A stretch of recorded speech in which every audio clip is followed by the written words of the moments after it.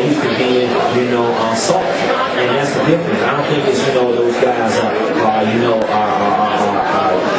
want to play for the team or just out there just playing. I just think that they out there playing, that they forget how physical the game really is when you're playing against these other countries. Well, it's unfortunate that the NBA is not like that anymore. That the NBA has kind of become more of a finesse game than it has a physical game now. In the late 80s, when you had Detroit, and you had the Bad Boys, and you had teams that really would beat you up a little bit more. Even the Knicks in the 90s were physical teams. Yeah, that's right. I think that the generation has turned a little bit because you want to cater to these guys and being physical. That's not going to let them go out there and work on their game. It's just going to let them just be who they are and what they are. Back in the 80s, late 80s, early 90s, everybody was working on their game to get stronger, to get faster, to get better. Get their jump shot better, they get going to the hole stronger, making layups over two or three guys, and all that. So it's like now these guys are not working on their game. Sometimes the best players come in late and leave early. So it's like time to change. That's what it's about. Do you like the NBA game now, and do you like where it's headed, or do you think that they have to do some work to try to bring the game back to the levels it was 5, 10, 15 years ago? Well, I just think they have to bring in some more rules. Right now the rules are too soft. I think sometimes you got to be. Sometimes you got to let these guys play physical and be physical, especially. And if you watch the Boston Celtics, they are physical. When they beat Houston, when they beat San Antonio, when they beat Dallas, they were physical. And the NBA let them play physical because that's their style of basketball. And the guys out west are not that physical. They're more finesse. And that's always been the case. So in some instances they let you play physical, in some instances they don't. But out west, sometimes I can't watch games because some guys, I say I can do better just by going out there right now and not being in shape better than they can do playing and being in shape all these many days and all the way up to these many months. So sometimes I like the Atlanta Hawks or like Seattle Supersonics. I cannot watch bad basketball. Even in Miami Heat, I just can't watch bad basketball. It's just guys really don't understand how to play the game of basketball. Well, they always say that the Eastern Conference, lower scoring, more defensive-oriented games. The Western Conference, high scoring, not as much of an emphasis on defense. You agree with that assessment still today? Well, the only team only two teams really that's playing defense in the West is San Antonio Spurs and when they get their big fellas back the LA Lakers. And even Utah Jazz is playing defense. I think I'm right with George Paul. I think the best defensive team that can become a defensive team if they put their mind to it is this Denver Nuggets. But they just you got Kenyon Martin, you got Marcus Camby, you got Nene that's coming back, you got Allen Iverson, you even got the guy playing with Anthony Carter that plays good defense. You got people coming off the bench. From Mexico, it's a lot of. They got a lot of guys that do a lot of things, but they don't emphasize defense. You got Carmelo Anthony. I think he's playing good defense. Like even the Cavaliers. If those guys buckle down and play defense, I'm talking about all 5 guys every night.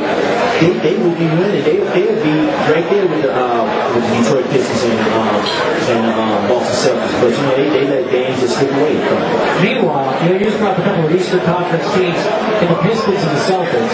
They have had better seasons from a win-loss perspective than anybody in the West has, which is pretty remarkable considering the East always gets ragged on. Now, granted, the 8th seeded team in the East is awful compared to the 8th seeded team record-wise in the West, but you have to put some of the best Eastern Conference teams like a Boston and Detroit up with anybody in the NBA. A lot of people think that those are the teams that are going to win the NBA championship this year. I still think that San Antonio Spurs are the defending champions, and they are going to be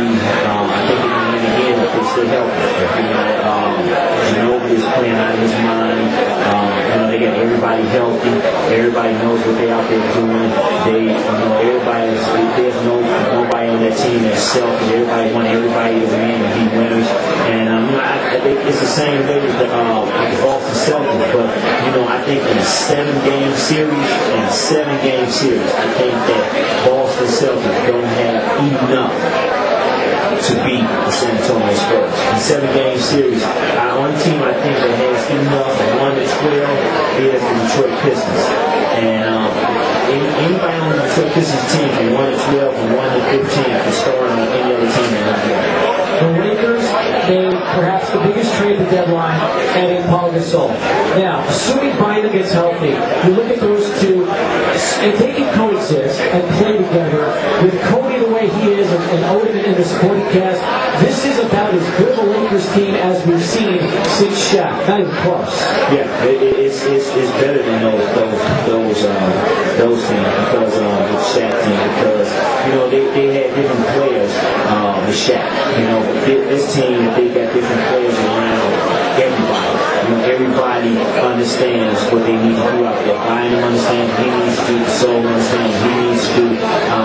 Not saying that the Lakers of old, Robert Horry and Brian Shaw and those guys didn't do. They knew what they needed to do. But I think since that time, this is the next best team that the Lakers have had since that time to win a championship. Tim Hardaway with us right now. We're talking NBA here as we begin our second hour of the Don Haskins Show.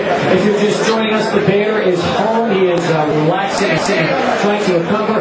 Been under the weather the last few weeks.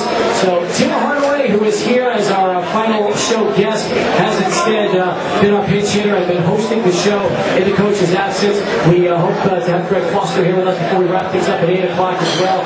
I'm curious, as we're on the subject of the Lakers, do you look at Kobe Bryant, and does Kobe get a bad rap, or do you think that a lot of what has happened to him has been because of his own doing? It's been because of his own doing, now I think since he should have won MVP at least one time out of the last 3 years. When you put up 80-something points, you got and then put up 50, 60, 60, whatever, for like 7, 8 straight games. You MVP. I mean, you are MVP, no question about it. And this year he's MVP. Like last year, I thought he was MVP last year. But I understand that they got to give it to the guys that are number one. Their team is number one in the NBA, which Dirk Nowitzki was. Team is number one in the NBA. But if Kobe doesn't get it, and if his team is neck to neck right now between him and Chris Paul, but I still give a nod to Kobe. You take Kobe Bryant away from the Los Angeles Lakers, they're nothing. True. And you know what? We'll find out right now what happens if you take Dirk Nowitzki away from the Dallas Mavericks. They're going to be nothing. That's 20 points, 11 rebounds a game. You cannot substitute that. I don't know. Jason Terry. What's the other guy's name? From Wake Forest. Josh Howard. And Jason Kidd. And they got to get their whole team. Jerry Stackhouse.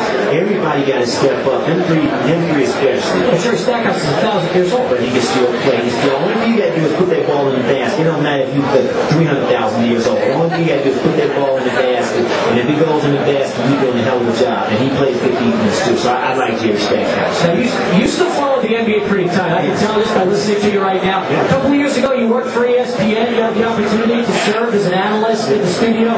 How was that experience? That's great. They got me to do, not being scared of radio.